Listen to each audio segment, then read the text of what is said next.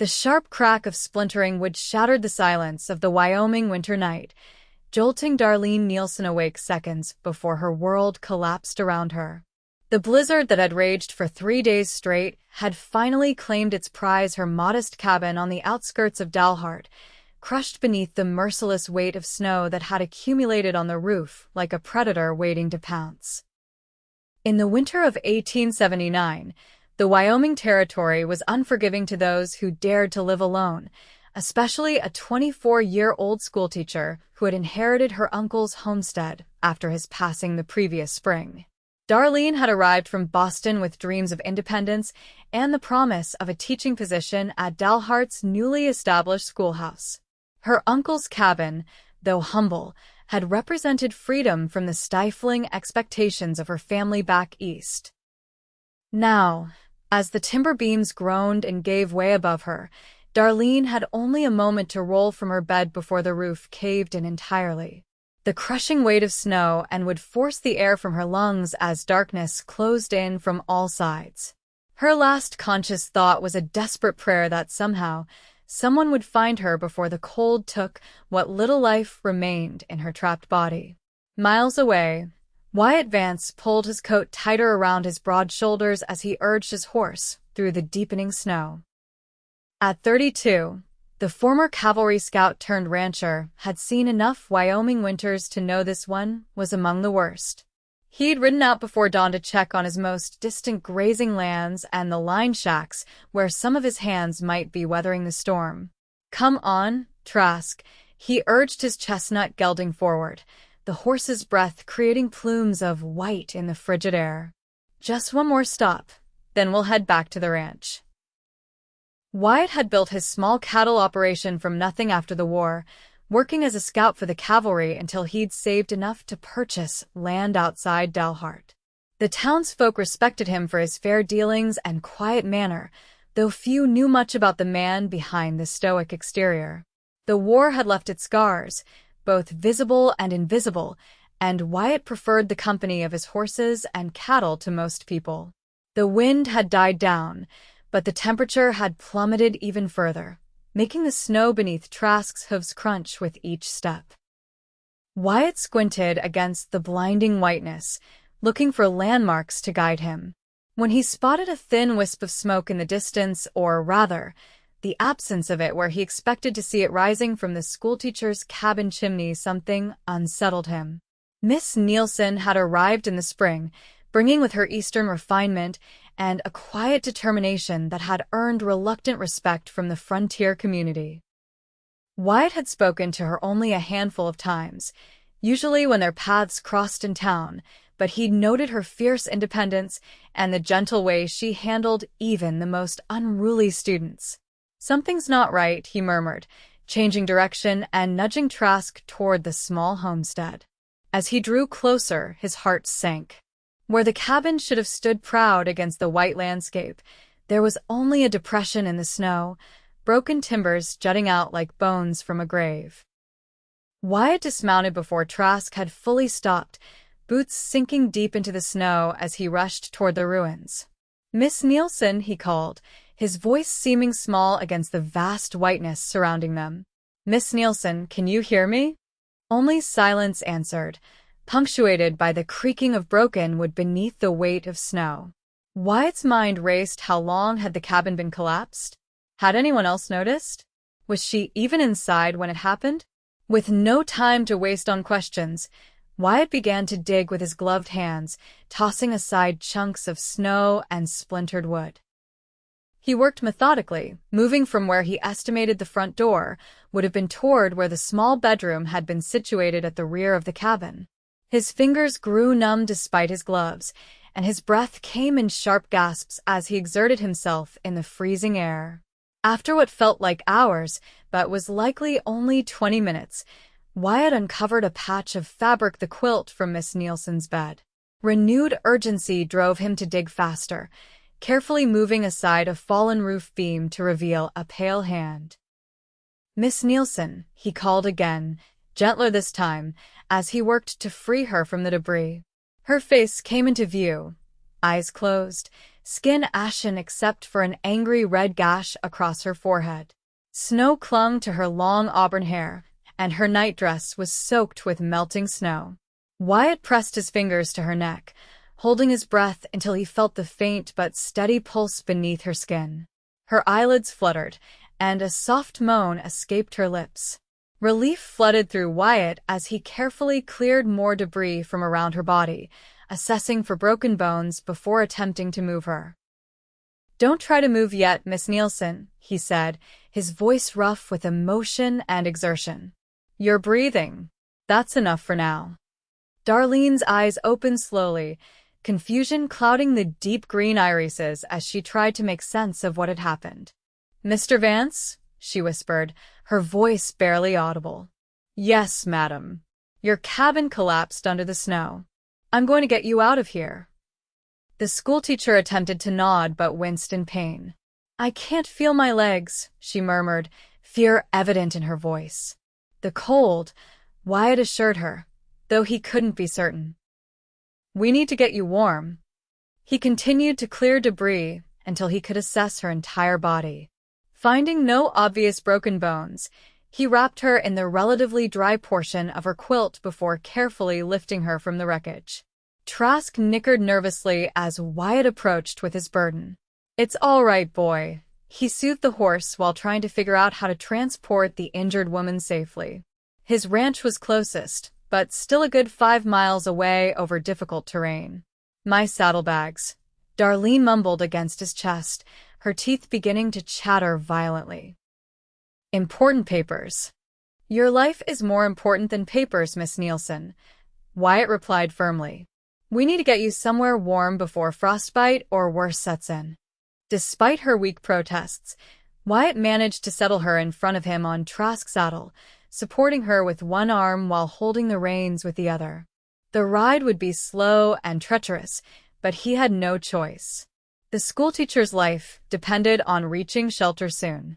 As they rode, Darlene drifted in and out of consciousness, occasionally mumbling incoherently or shivering violently against him. Wyatt spoke to her continuously, hoping his voice would keep her tethered to consciousness. "My ranch isn't much to look at, Miss Nielsen, but it's warm and dry. My housekeeper, Mrs. Abernathy, will help get you sorted. She's a right terror sometimes, but there's no one better at nursing injuries." He kept talking, telling her about his cattle, about Trask's stubborn nature, about anything that came to mind. When she fell silent for too long, he would gently shake her. "Stay with me, Miss Nielsen. That's it, just keep breathing." The journey seemed endless, but finally, the outline of Wyatt's ranch house appeared through the swirling snow. Though modest compared to some of the territory's larger spreads, the main house was solidly built of logs with a stone foundation, smoke curling invitingly from the chimney. Wyatt's foreman, Hank Roberts, spotted them approaching and rushed out to meet them. "Boss, what in tarnation?" Miss Nielsen's cabin collapsed. "She's half frozen and injured. Get Mrs. Abernathy ready with hot water and bandages, and send someone to fetch Doc Simmons from town," Wyatt ordered, carefully dismounting while cradling Darlene's limp form. Hank hurried ahead to open the door, calling for the housekeeper as Wyatt carried Darlene into the warmth of the ranch house. Mrs. Abernathy, a stout woman in her 50s with iron gray hair and practical hands, appeared from the kitchen, wiping flour from her apron. "Good heavens! Bring her to the guest room," she commanded, switching immediately from cook to caretaker.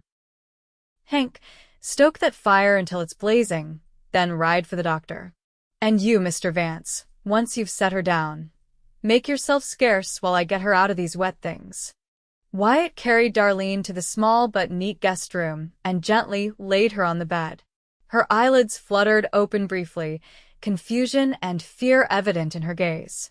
"You're safe now," he assured her, surprised by the protectiveness that surged through him. "Mrs. Abernathy will take good care of you until the doctor arrives." Mrs. Abernathy shooed him from the room with practiced efficiency, and Wyatt found himself pacing the main room, his thoughts in turmoil. He'd acted on instinct, bringing the schoolteacher to his home rather than attempting the longer journey to town. Now, with a single woman under his roof, even one in dire medical need, he realized the potential for gossip was substantial. Dalhart was small, and news traveled fast. By nightfall, half the town would know that the unmarried schoolteacher was staying at Bachelor Wyatt Vance's ranch. Propriety demanded a chaperone. Thankfully, Mrs. Abernathy's presence would satisfy that requirement, but still, the situation was far from ideal for Miss Nielsen's reputation.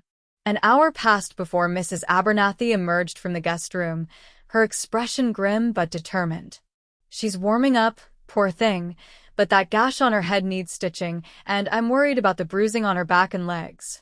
She's drifting in and out, which isn't a good sign. Where's that doctor?" "Hank should be back with him soon," Wyatt replied, glancing toward the window where the afternoon light was already beginning to fade. "How bad is it?" "Could have been much worse if you hadn't found her when you did.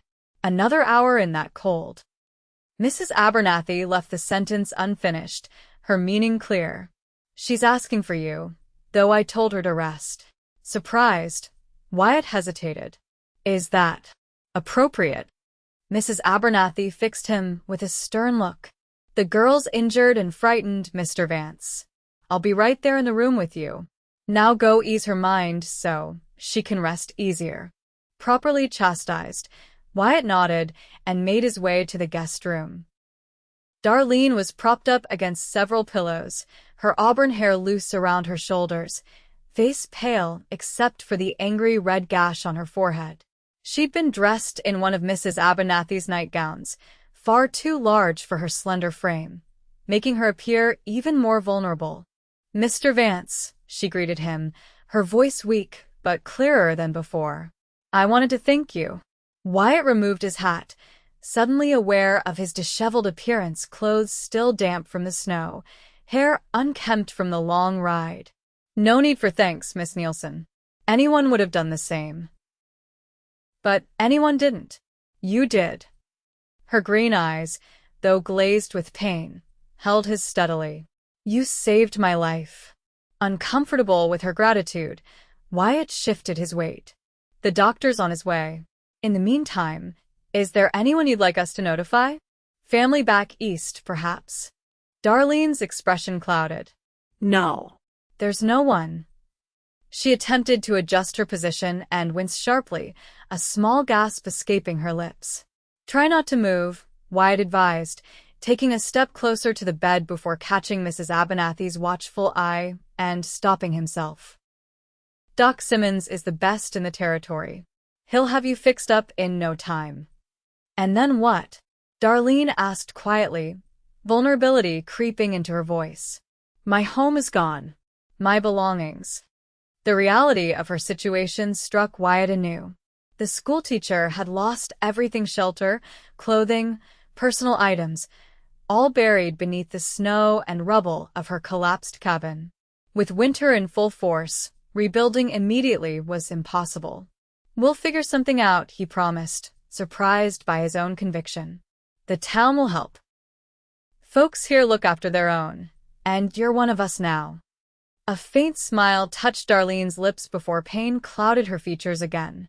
"I've been here nearly a year, yet sometimes I still feel like the outsider, the city girl playing at frontier life." "You've done more than play at it," Wyatt countered. "Taking on 20 students of all ages, managing that homestead on your own. That's no small feat." Before Darlene could respond, the sound of approaching horses drew Wyatt's attention. "That'll be the doctor," he said, relieved. "I'll leave you in his capable hands." He retreated from the room as Doc Simmons arrived, stomping snow from his boots in the entryway. The doctor, a grizzled man in his 60s who had tended to everything from gunshot wounds to childbirth in his long career, greeted Wyatt with a nod. "Heard the schoolmarm's cabin gave way," he said, removing his heavy coat. "Lucky you found her, Vance. She has a head wound and possibly injuries to her back and legs," Wyatt reported. "She was conscious when I found her, but has been drifting in and out since." Doc Simmons nodded grimly. "Let's have a look then." The next hour crawled by as Wyatt waited for news of Darlene's condition. When the doctor finally emerged from the guest room, his expression was cautiously optimistic. "She's young and strong, which works in her favor," he reported, washing his hands in the basin Mrs. Abernathy provided. "The head wound needed stitches, but I don't suspect a severe concussion. Her back is badly bruised from the falling debris, and she's got a sprained ankle, but remarkably, nothing appears to be broken." Relief washed over Wyatt. "When can she be moved to town?" The doctor raised an eyebrow. "Moved? Not for at least a week, maybe more. She needs complete bed rest to prevent that concussion from worsening, and with this weather, traveling would be foolhardy at best, deadly at worst." He dried his hands on a towel, eyeing Wyatt speculatively. "Is there a problem with her staying here?" Wyatt hesitated. "It's not exactly proper, her being here unchaperoned." "Mrs. Abernathy doesn't count as a chaperone?" Doc Simmons asked dryly. "Besides, what would you have me do?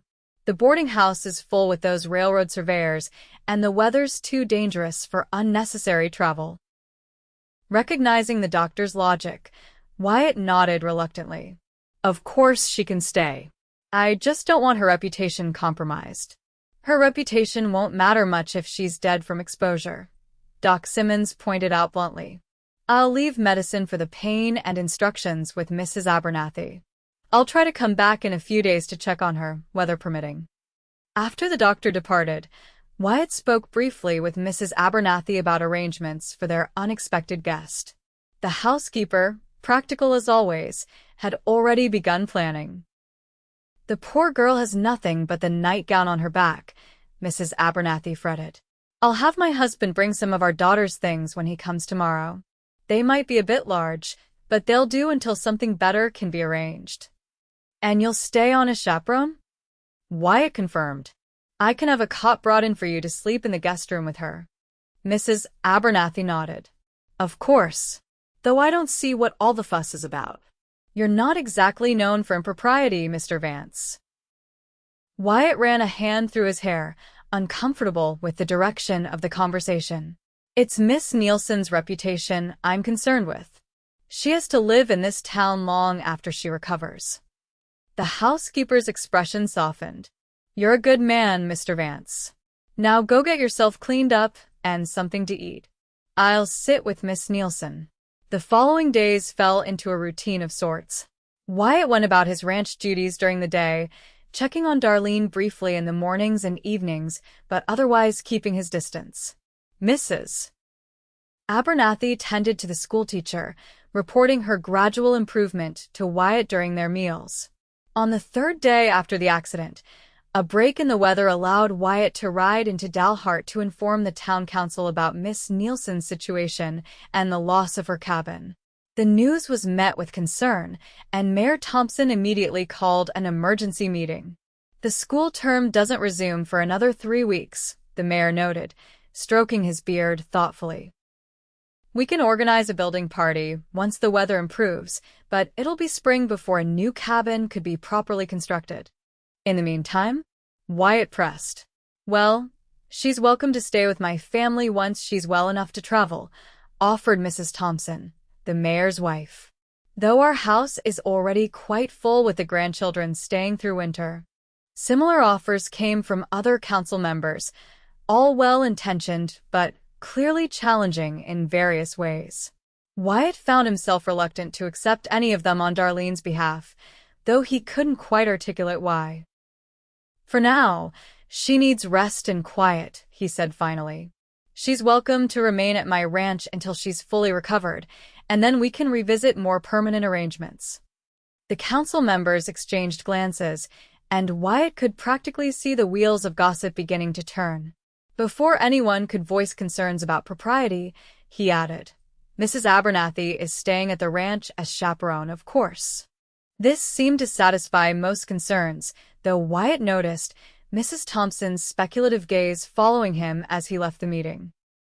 He made several other stops in town, the general store to purchase personal items Darlene might need, the schoolhouse to collect books she had left there before the holiday break, and finally, a brief visit to what remained of her cabin.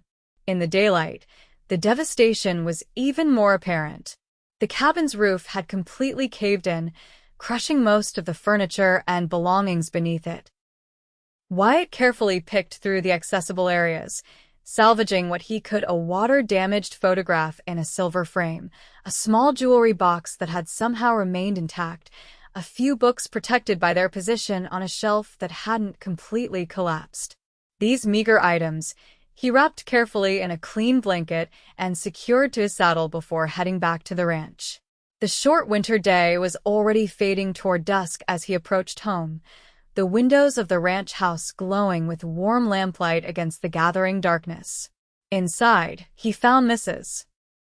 Abernathy preparing supper, the familiar scents of beef stew and fresh bread filling the kitchen. "How is she?" he asked, setting his salvaged bundle on the table. "Up and about a bit today," the housekeeper reported, looking pleased. "She's got more color in her cheeks, and the dizziness is lessening. She's in the sitting room now," said she couldn't bear another minute flat on her back staring at the ceiling. Wyatt nodded, oddly nervous at the prospect of interacting with Darlene outside the formal context of a sickroom visit. "I'll just go check on her before I clean up for supper." He found Darlene seated in the armchair nearest the fire, a quilt draped over her legs despite the room's warmth. She was wearing a simple dress that he recognized as belonging to Mrs. Abernathy's daughter, the fabric bunched and pinned in places to accommodate her smaller frame. Her hair had been neatly braided, though tendrils had escaped around her face, softening the stark paleness of her complexion. She looked up from the book in her lap as he entered, a genuine smile lighting her features. "Mr. Vance, you're back." "Miss Nielsen," he greeted her, remaining near the doorway. "You're looking much improved. Thanks to your hospitality and Mrs. Abernathy's excellent care," she replied. Her gaze sharpened, taking in the snow melting on his coat shoulders. "You've been to town?" Wyatt nodded, removing his hat. "I spoke with the town council about your situation. They send their regards and assurances that a new cabin will be built come spring." "Spring," Darlene repeated quietly, her smile faltering slightly. "I suppose that makes sense. And the school term?" "Doesn't resume for another 3 weeks," Wyatt confirmed. "Mayor Thompson suggested you might stay with his family once you're well enough to travel, though their house is quite full at present." Darlene nodded, absently fingering the edge of the quilt. "That's very kind of them. I wouldn't want to impose on your hospitality any longer than necessary." "It's no imposition," Wyatt found himself saying, surprised by how much he meant it. "You're welcome to stay here until you're fully recovered." Their eyes met across the room, and something unspoken passed between them: gratitude, understanding, and perhaps something more that neither was ready to acknowledge. The moment was broken by Mrs. Abernathy announcing supper. Wyatt moved to help Darlene up from her chair, offering his arm for support as she limped toward the dining room. The brief contact, her hand resting lightly on his forearm, the subtle scent of lavender soap that Mrs. Abernathy must have provided stirred something within Wyatt that he'd thought long buried. Over the simple but hearty meal, Wyatt mentioned the items he'd salvaged from her cabin. Darlene's eyes brightened with hope. "You were able to recover things? I assumed everything was lost." "Not everything," he cautioned. "Just a few small items that weren't completely crushed or ruined by snow." After supper, he brought the bundle to her in the sitting room.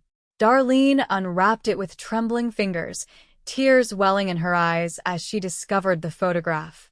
"My parents," she explained, carefully wiping moisture from the glass with the edge of her sleeve. "Taken just before my father passed 5 years ago. My mother followed him less than a year later."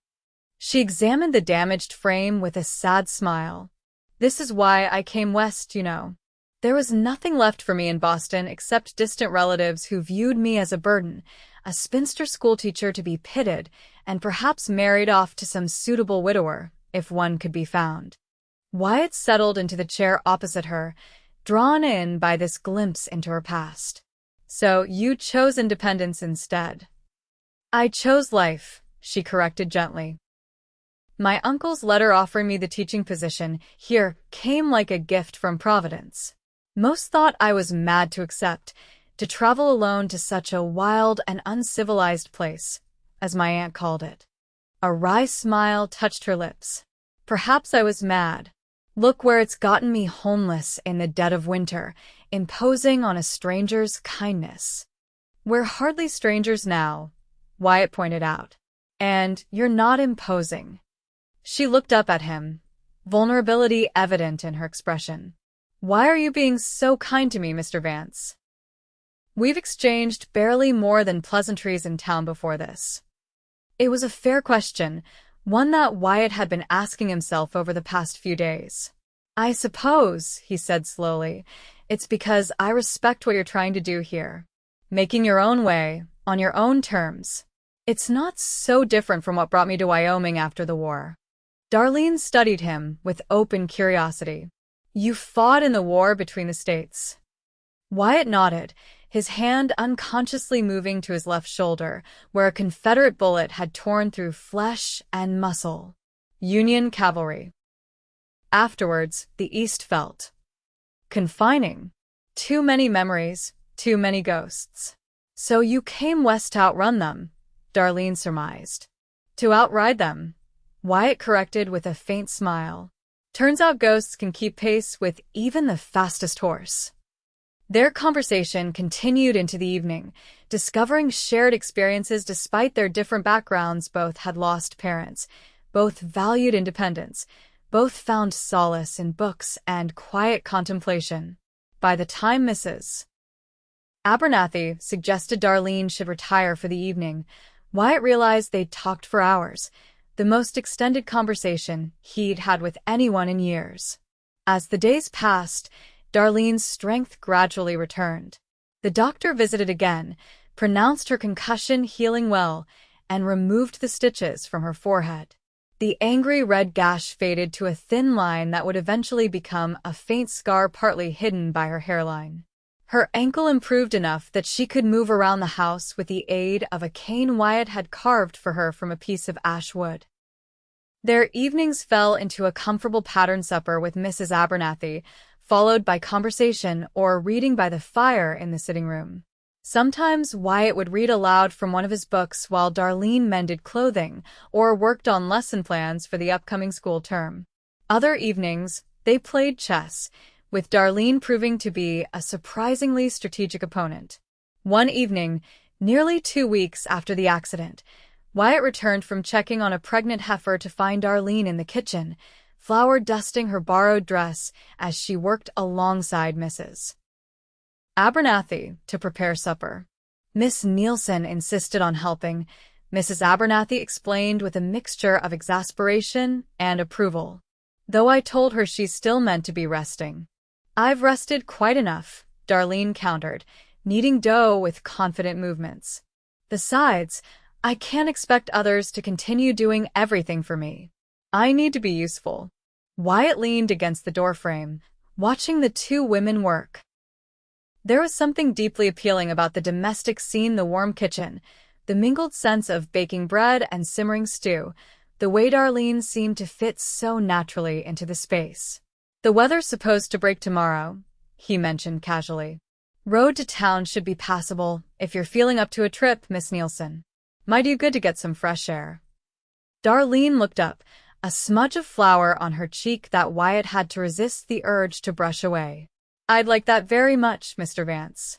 Though I'm not sure I could manage the ride on horseback just yet. I'll hitch the sleigh, he offered. More comfortable for your ankle anyway. The next morning dawned clear and cold, the snow-covered landscape glittering in the winter sunlight. Wyatt prepared the sleigh with extra blankets and heated bricks wrapped in flannel to place at their feet. Mrs. Abernathy fussed over Darlene, insisting she wear multiple layers despite the schoolteacher's protests that she couldn't move her arms with so many clothes on. Finally, they set off. Darlene bundled so thoroughly that only her face was visible, her cheeks quickly turning pink in the crisp air. The sleigh glided smoothly over the packed snow, the horse's breath creating clouds that hung briefly in the still air before dissipating. It's beautiful, Darlene murmured, taking in the pristine landscape. I'd forgotten how the world looks after a heavy snow so clean and peaceful. Wyatt glanced at her, struck by the wonder in her expression. Most people who've lived through a Wyoming winter just see the hardship. It's good to be reminded of the beauty, too.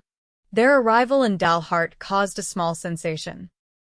Word had spread about the schoolteacher's accident and her residence at the Vance ranch, but few had expected to see her in town so soon.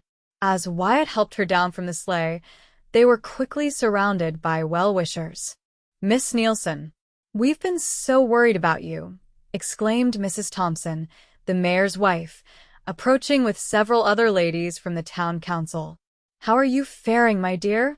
"Much improved, thank you," Darlene replied, leaning slightly on Wyatt's arm for support. "Mr. Vance has been most generous, allowing me to recuperate at his ranch." "Yes, we've heard," said Mrs. Peterson, the banker's wife, with a meaningful glance between Darlene and Wyatt that made her implication clear. Darlene's chin lifted slightly. "Mrs. Abernathy has been an excellent nurse and chaperone. I don't know what I would have done without her care." The mention of the housekeeper seemed to diffuse some of the speculation in the women's expressions, but Wyatt could still sense their barely concealed curiosity. He cleared his throat. "I have business at the Mercantile. Will you ladies ensure Miss Nielsen doesn't overexert herself while in town?" "Of course," Mrs. Thompson assured him, taking Darlene's arm. "We'll have her rest at the millinery while we discuss arrangements for the school term and her accommodations until spring." Wyatt hesitated, strangely reluctant to leave Darlene with the town matrons. She gave him a reassuring smile. "I'll be fine, Mr. Vance. Please don't let me keep you from your errands." With a nod, he left her in their care and headed toward the Mercantile, aware of curious glances following him through town.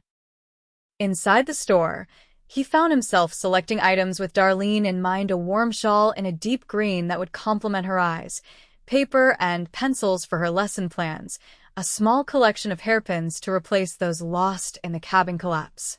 "Quite the assortment, Vance," observed Tom Mitchell, the store owner, as he tallied the purchases. "The schoolmarm's settling in at your place, is she?" The question held no malice, but Wyatt bristled slightly at the implication. "Miss Nielsen is recovering from her injuries and will likely move to town once suitable arrangements can be made." Mitchell nodded, wrapping the purchases in brown paper. "Shame about her cabin. My boys are ready to help with rebuilding come spring. She's been good for this town. Those children actually want to go to school these days." "She's a fine teacher," Wyatt agreed, paying for the purchases. "And easy on the eyes, too," Mitchell added with a wink. "Half the unmarried men in the county have been finding excuses to visit the schoolhouse since she arrived." Wyatt frowned, an unexpected surge of possessiveness taking him by surprise. The idea of other men courting Darlene shouldn't bother him. She was, after all, a free woman with every right to accept attentions from whomever she pleased. Yet the thought left a sour taste in his mouth. By the time he finished his errands and collected Darlene from the millinery, the winter sun was already beginning its early descent. She looked tired but pleased as he helped her back into the sleigh. "Successful visit?" he asked, tucking blankets around her. "Very," she confirmed. "The school board has agreed to continue my salary through the rebuilding of my cabin, and Mrs. Thompson has offered me a room in their home once I'm fully recovered." Wyatt felt an irrational disappointment at this news. "That's good," he managed. "When will you be moving to the Thompsons?" "Not for another week or two," Darlene said, studying his expression. "Dr. Simmons suggested I continue resting my ankle, and Mrs. Thompson's house is quite busy with her grandchildren visiting." She hesitated. "Unless you're eager to reclaim your guest room, of course." "No," Wyatt said quickly, perhaps too quickly. "That is, you're welcome to stay as long as necessary. Mrs. Abernathy enjoys having another woman in the house." The return journey was quieter, both lost in their own thoughts as the sleigh cut through the snow-covered landscape. The sun dipped below the horizon, painting the western sky in shades of gold and crimson that reflected off the pristine whiteness surrounding them. "I never thought I could love winter," Darlene said suddenly, breaking the comfortable silence. In Boston, it was something to be endured: gray slush in the streets, biting wind off the harbor. But here, she gestured at the spectacular sunset. Here it has a different quality. Harsh, yes, but honest in its harshness.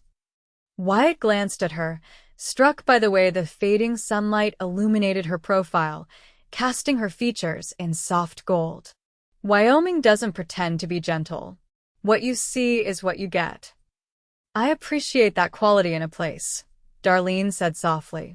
"And in people." Their eyes met briefly before Wyatt returned his attention to the horses, something warm unfurling in his chest that had nothing to do with the heated bricks at their feet. "Back at the ranch, Mrs. Abernathy had prepared a hearty supper of roast beef and potatoes. The kitchen was warm and inviting after the cold journey, and Wyatt found himself watching Darlene as she animated described their town visit to the housekeeper. There was a new vibrancy to her that went beyond her physical recovery, a spark that he found increasingly difficult to look away from. After supper, he presented her with the items he'd purchased in town. Darlene's surprise and genuine delight at the simple gifts made something tighten in his chest. "The shawl is beautiful," she said, running her fingers over the soft wool. "But you shouldn't have spent your money on me, Mr. Vance." "Wyatt," he said suddenly, the formality between them suddenly feeling unnecessary. "I think, after everything, you might call me Wyatt." A soft blush colored her cheeks. "Then you must call me Darlene," she replied, meeting his gaze with a shy smile. "And thank you, Wyatt, for everything." That evening marked a subtle shift in their relationship. The use of given names brought a new intimacy to their conversations, a loosening of the rigid propriety that had governed their interactions despite their unusual living arrangement. In the days that followed, Wyatt found himself inventing reasons to spend more time at the house rather than out with his cattle or checking fence lines. He took to showing Darlene around the ranch when weather permitted, supporting her as she navigated the snowy paths, pointing out features of the land and explaining his plans for spring planting and expanding the herd. One clear afternoon, they stood at the edge of the property, looking out over the valley where Wyatt's cattle huddled together against the cold. "It's magnificent," Darlene said, admiring the view of distant mountains framing the snow-covered rangeland. "You've built something truly special here." "It's still growing," Wyatt replied, unconsciously placing his hand at the small of her back as she balanced on her healing ankle. "Another few years and I hope to double the herd, maybe add some horses too." "And is there a Mrs. Vance in these future plans?" Darlene asked, her tone deliberately casual, though she kept her gaze fixed on the distant horizon. The question caught him off guard. No, not specifically. The war left me. I wasn't sure I had much to offer a woman." He hesitated, then added quietly, "Though lately, I've been reconsidering that position." Darlene turned to face him, snowflakes beginning to fall gently around them, catching in her eyelashes and on the woolen scarf wrapped around her neck. "Any woman would be fortunate to share this life with you, Wyatt." Something in her expression made his heart hammer against his ribs. They stood close, her gloved hand still resting lightly on his arm for balance. It would take so little to close the distance between them, to discover if her lips were as soft as they appeared. The moment stretched between them, filled with possibility, until the distant sound of hoofbeats broke the spell. Wyatt stepped back, clearing his throat as he spotted his foreman approaching on horseback. "We should head back," he said, offering his arm for support. "The snow's picking up." Darlene nodded, disappointment flashing briefly in her eyes before she composed herself. "Of course." That evening, Mrs. Abernathy announced she would be returning to her own home the following day. "My husband needs me back," she explained over supper.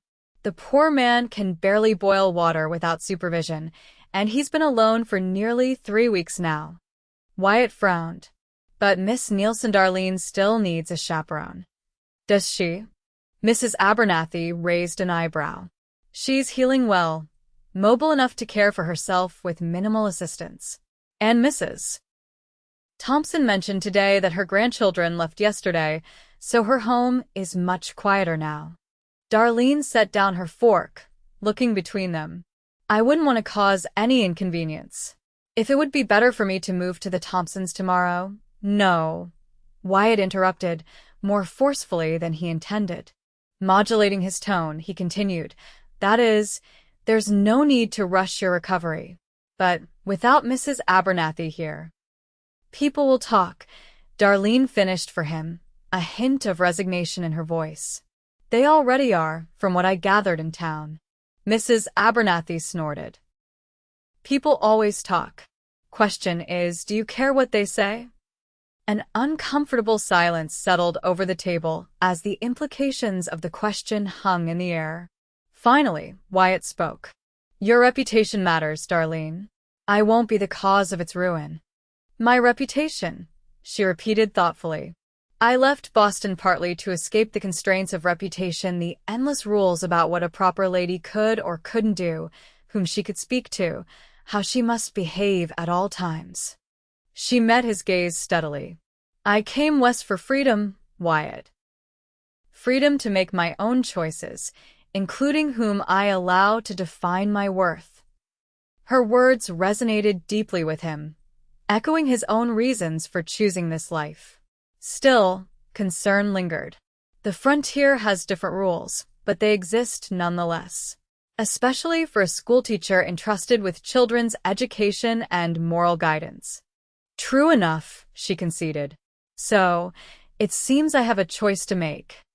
That night, Wyatt lay awake, torn between what propriety demanded and what his heart increasingly desired. Darlene Nielsen had become more than just the town schoolteacher in need of assistance. She had become essential to his daily happiness in ways he hadn't thought possible. The next morning, Mrs. Abernathy departed after breakfast, but not before pulling Wyatt aside for a private word. That girl cares for you, the housekeeper said bluntly. And unless I've completely lost my ability to read people, you care for her too. Wyatt didn't deny it. It's complicated.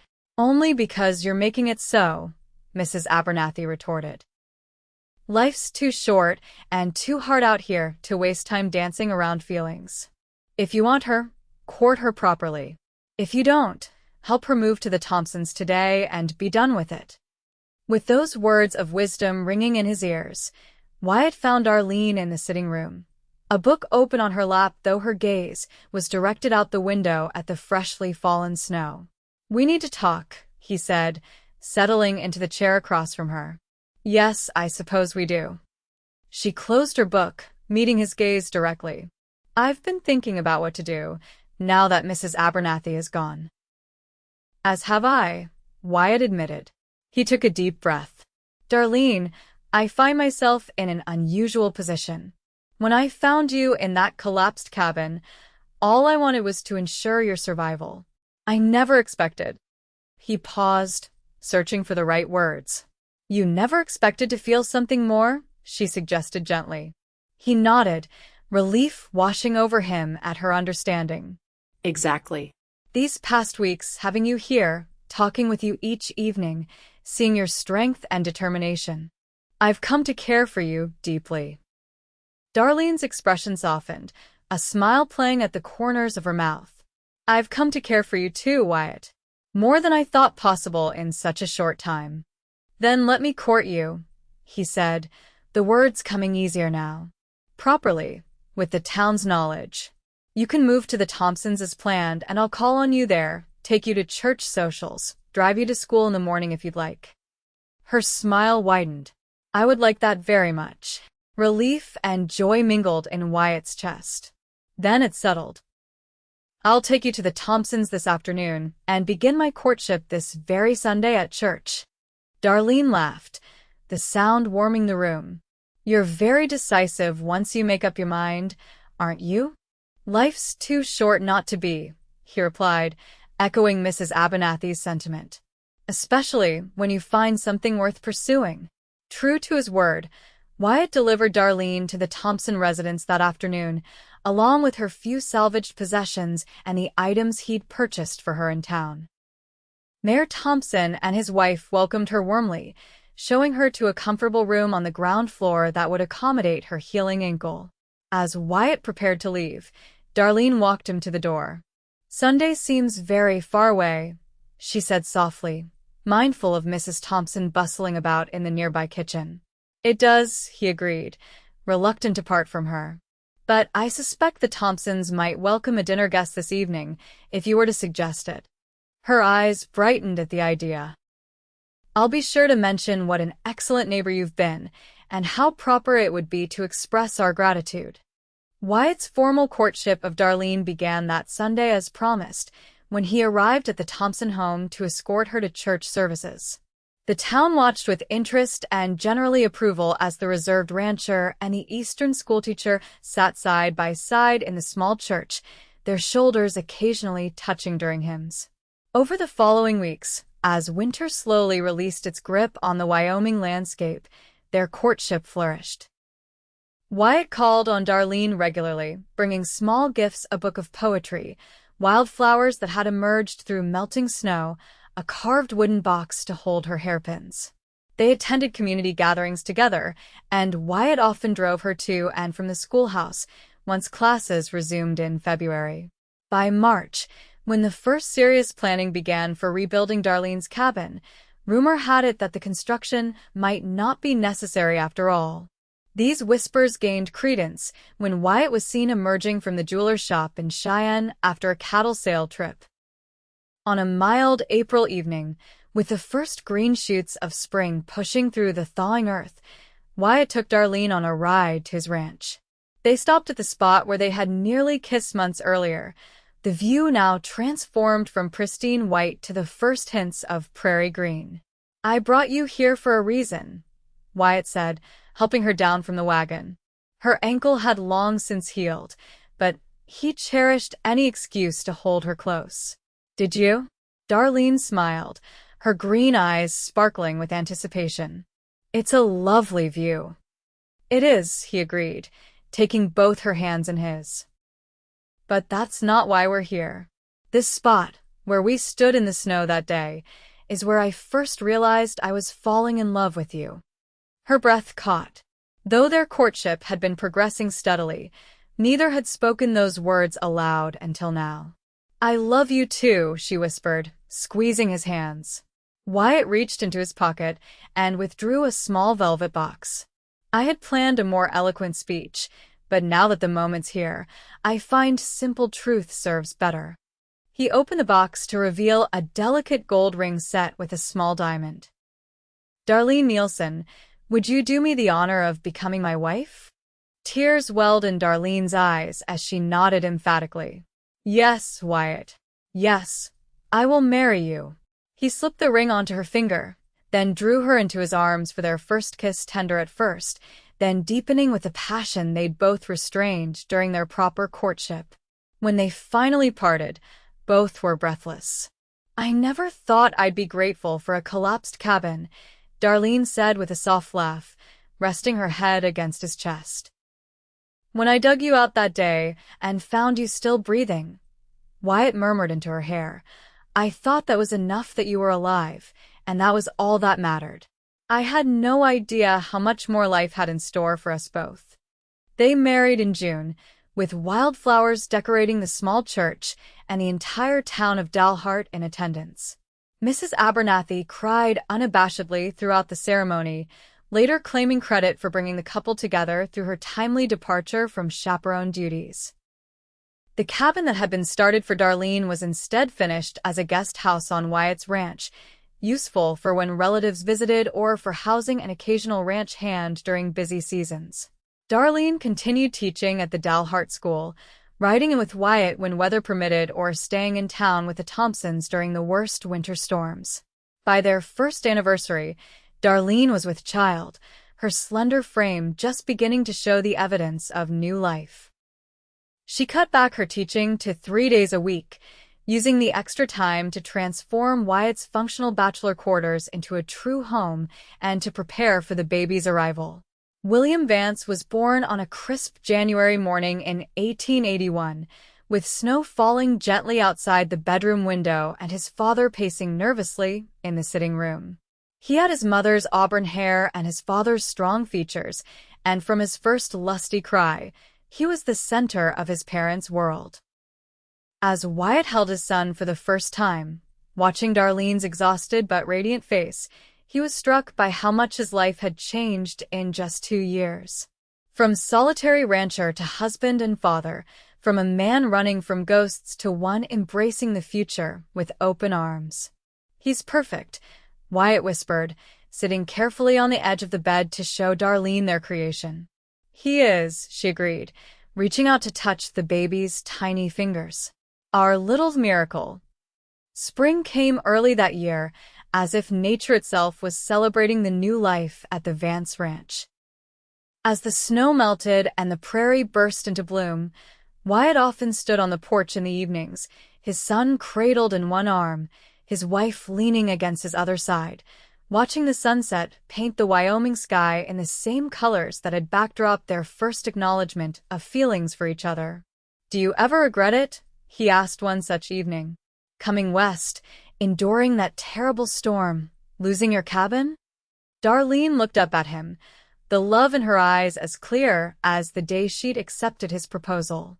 "How could I regret the path that led me to you? To this?"